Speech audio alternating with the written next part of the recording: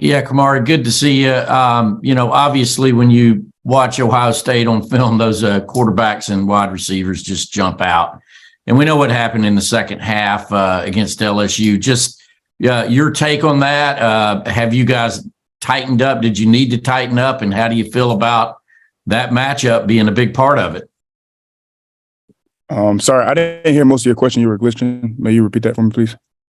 I was glitching. Come on, Garvey, what's going on with this thing?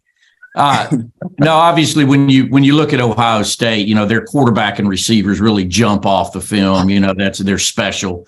You guys struggled a little bit against LSU on some vertical game, and I just wonder, have you guys tightened up? Did you need to tighten up since the LSU game and just being a big part of that matchup?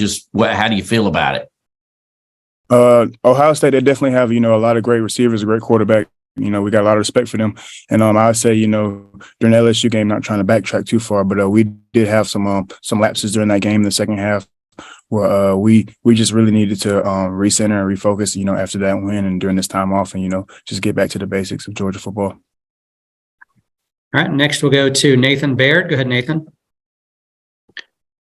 Yeah, just specifically watching film stating for this game, what strikes you about Marvin Harrison Jr. and what he's done so well to be successful? Really, he's a really good player. I got a lot of respect for him.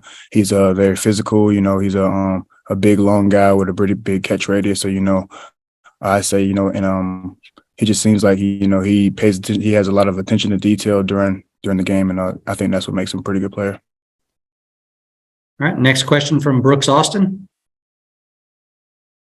Yeah, Kamari, Coach Smart talks about you guys living to play the next snap if and when you get beat all the time. I guess as a young player, first-year starter, was there any moment in this season where you had a learning curve as opposed to like how to get over things a lot faster, how to really live the next snap as opposed to maybe dwelling on getting beat on the previous? I'd say definitely during like beginning of the season, you want to make every play, and whenever you can't do that at sometimes, it's kind of hard to try not to harp on it. But with the pace of the game, you have a whole 10 or 11 other guys counting on you, and then you got a whole team counting on you to do your job for the next play. So it's a part of the game. You get beat every once in a while, but the main thing is how you respond, and the response is what's most important. All right, we'll go next to Mark Weiser.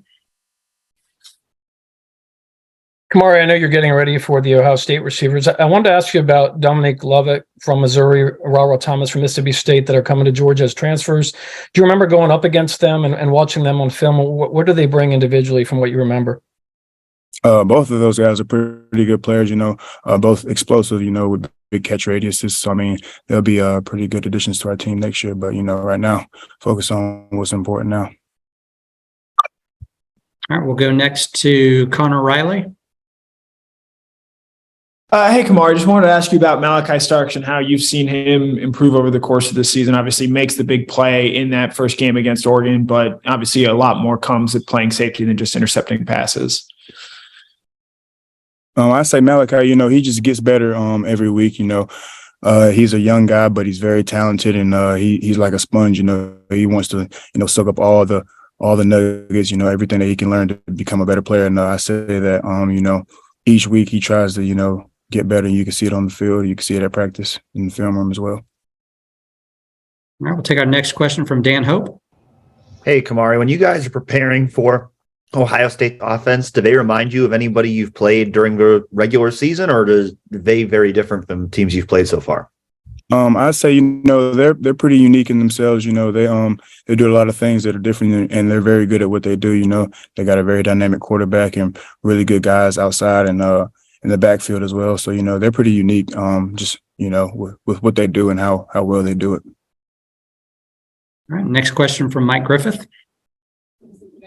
Yeah, Kamari, Kirby's got a pretty strong record when he's got more than 1 week to prepare. Can you talk about what you guys do with that extra time and just how dialed in you're able to get when you've got that extra time versus maybe from 1 week to the next? It's pretty much like I said earlier. We like to recenter and refocus. Focus on Georgia football at first. And, fix the things that we need to fix as a team, and then we have a really good coaching staff and players who are ready, you know, to buy in. And after that, you know, we go into our game plan and, you know, we dissect what we need to dissect and attack, you know, whatever we need to attack. All right, we'll take our final question from Jordan Hill. Go ahead, Jordan. Yeah, Kamari, you mentioned the sort of the refocusing and recentering. What have these last few weeks been like for you guys in the secondary coming off of that LSU game? In the secondary, we've just been, you know, harping on technique and working on our base coverages, you know, working on, you know, day one things and, you know, just mainly technique and, you know, gaining, you know, more confidence and stuff like that. All right, Kamari, thank